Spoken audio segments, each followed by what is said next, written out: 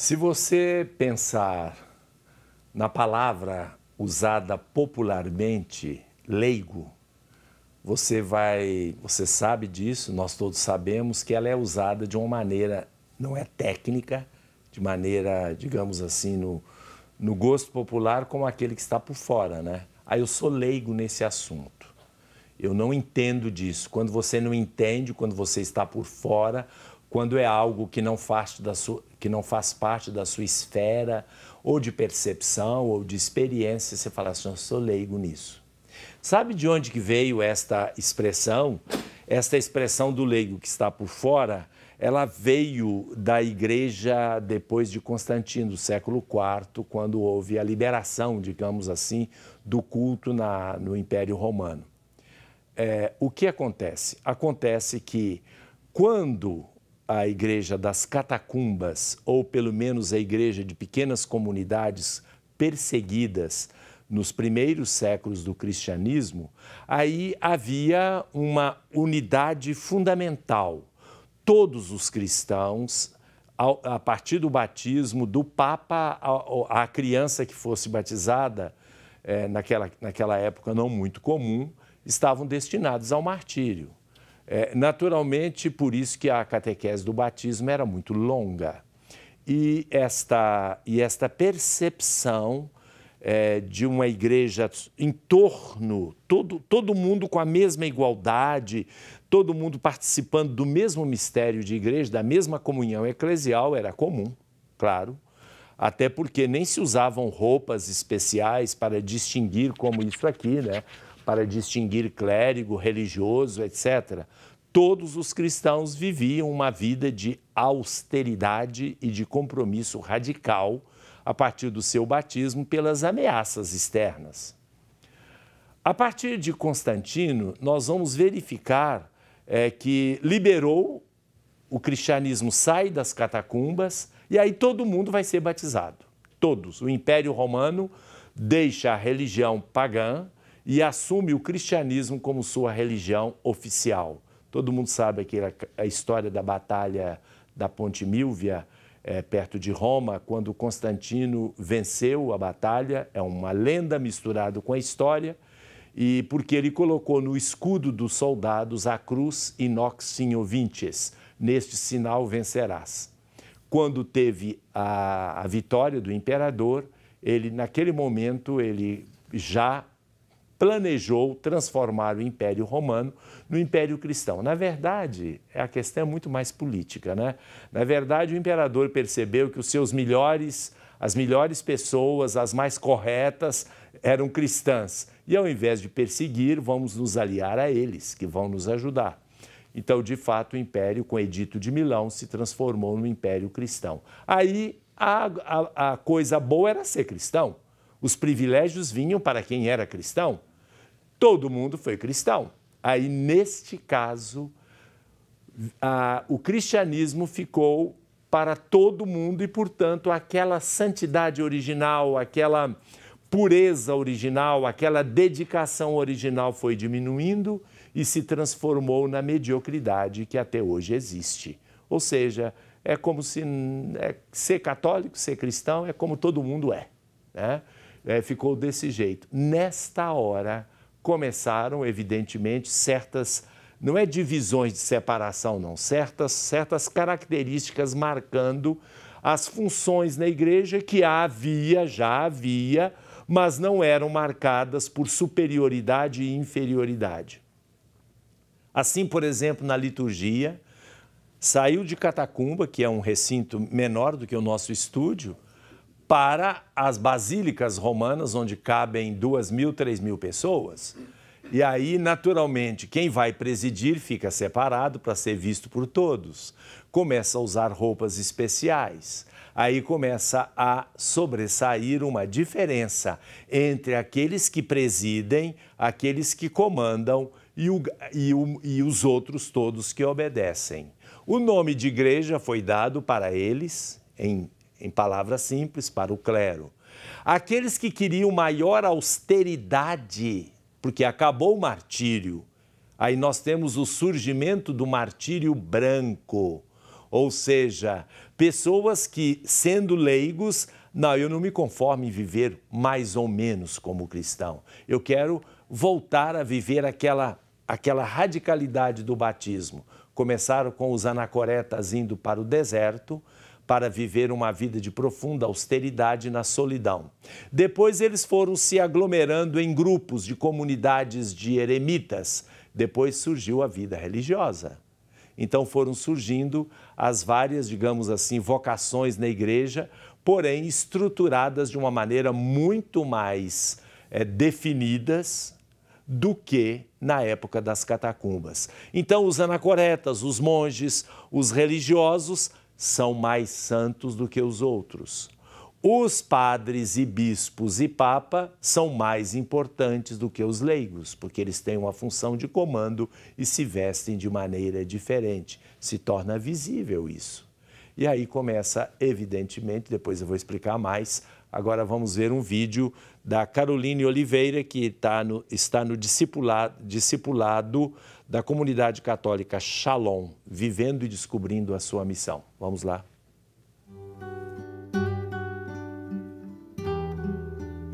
A parte mais importante do discipulado é você se deixar formar, porque nós temos pessoas que nos ajudam tanto a conhecer mais o carisma, a comunidade, quanto a descobrir melhor quem nós somos, né? Então essa disponibilidade a se deixar formar e encontrar na comunidade, né?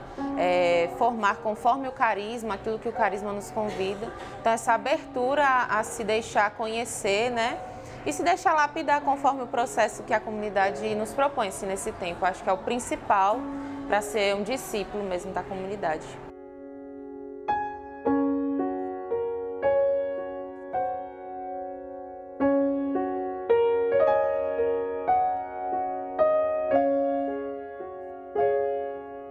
Eu tive uma experiência com Deus dentro da comunidade Shalom, através de um retiro, mas eu nem sabia, quando falaram Shalom, eu nem sabia que era católico, né? Eu falei, nossa, que estranho, estão me chamando para um retiro, nem é católico, a minha mãe que está insistindo, né? Nem é católico, que engraçado. Então, na verdade, o que me motivou a aceitar esse retiro foi que no tempo eu não tinha sentido de vida. Então eu buscava, foi um tempo onde eu me decidi, eu vou encontrar o sentido da vida. Quando eu me decidi por isso, me chamaram no mesmo tempo para um retiro da comunidade. Lá eu tive minha experiência com Deus, então eu digo que a comunidade que me encontrou, não fui eu que fui atrás, né? E aí depois, participando do grupo de oração, eu fui percebendo que Deus não só tinha me dado essa experiência com o amor dele ali, mas também me chamava, né, a dar a minha vida aqui na comunidade, né, ofertar e ia me identificando a cada dia. Daí é uma comunidade Shalom, que é exatamente uma comunidade de consagrados leigos. Volta um pouco àquela história, né? As pessoas que não querem simplesmente ser um católico, que vai à missa aos domingos, etc., querem uma dedicação maior e agora estão surgindo na igreja, não a vida religiosa tradicional que a igreja estabeleceu canonicamente a partir do século VI, mas comunidades que têm uma certa regra e reconhecimento, porém, em moldes mais abertos, diferentes. Né? Eu estava respondendo a pergunta da dona Luzia, né, a mãe do Guilherme, sim. E eu queria dizer o seguinte, olha, na política a coisa católico ele escolhe o partido que ele quer, escolhe o candidato que ele quer, há uma liberdade muito grande. É claro que existem certos critérios muito definidos pela história da igreja há algum tempo, partidos que são contra a vida e assim por diante, todo mundo já sabe disso. Mas, de maneira geral, o católico tem todo o direito de escolher o seu partido, ninguém é obrigado por padre, nem por bispo, nem por ninguém, a deixar de votar ou votar por isso. É a consciência da pessoa que define. Obviamente, quando a CNBB ou qualquer que seja a hierarquia da igreja em grau diocesano, paroquial, nacional, etc., evidentemente vai levar em conta que há católicos em todos os espectros políticos, da direita para a esquerda, do meio, do centro e assim por diante. Então, a igreja leva em consideração isso porque ela sabe que é um direito do fiel, na sua consciência, de escolher quem ele quiser. Aí a igreja vai conversar com todos e vai dar a liberdade de escolha depois que os fiéis tiverem a possibilidade de ouvir os seus candidatos.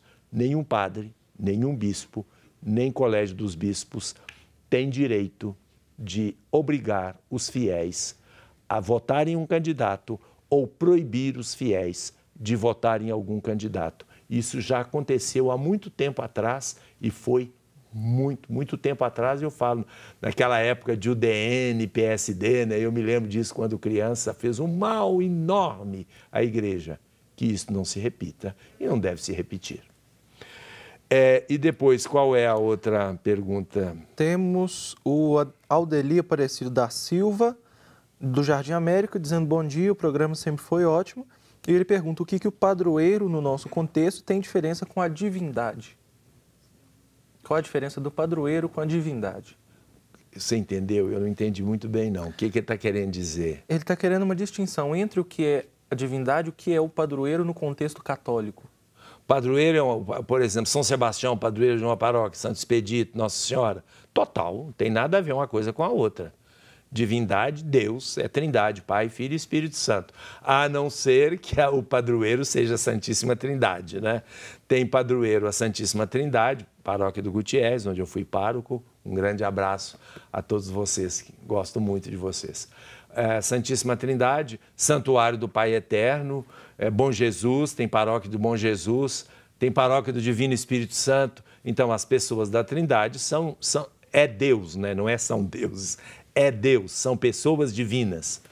Agora, São Sebastião, Nossa Senhora é como nós mesmos, são modelos de vida cristã, não tem nada a ver com divindade. O Pedro Luiz diz que está assistindo o programa, manda um abraço muito forte e quer participar do sorteio também. O Bernardo, do Rio Grande do Norte, ele diz parabéns pela reflexão sobre o acolhimento.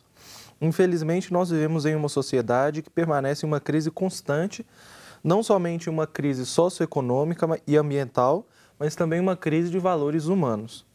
Precisamos construir com bastante objetividade a sociedade que queremos para o futuro. Isso depende de nós, precisamos cultivar a paz, o amor e a fraternidade com todos os irmãos. E ele sugere um tema para ser abordado no futuro, que ele sabe que o programa Questões de Fé tem vários temas a serem abordados, mas ele sugere um aprofundamento sobre a liturgia, focando nas 4 pistas cristológica, soteriológica, eclesiológica e escatológica. Deve ser seminarista, estudante de teologia. Possivelmente. Nós vamos falar exatamente sobre a liturgia, se eu não me engano, sobre a Eucaristia. Nós vamos falar a partir de um conjunto de programas que começam no próximo sábado, se Deus quiser, sobre o livro do Apocalipse. Alguém pode perguntar, mas por que vai falar de Apocalipse? E outros vão dizer, está muito oportuno falar sobre o Apocalipse nos dias atuais, porque parece que estamos chegando ao fim. Então, nós não vamos ver que não é bem isso, e depois do livro do Apocalipse, nós vamos tratar desse tema da Eucaristia. Tem mais aí? O Sérgio Nogueira diz no Facebook, para que o leigo cumpra bem a sua missão, ele precisa conhecer bem a igreja que Jesus institui e nos deixou com a sua doutrina. É uma das coisas que a exortação apostólica fala para o aperfeiçoamento e a melhor qualificação do laicato é a formação. E que todos os papas têm insistido muito no Brasil e ainda está muito capenga no nosso país. Nós não temos bons leigos, bem formados, não temos bem formados, seja na liderança, seja na base. Voltamos daqui a pouquinho, 4º bloco.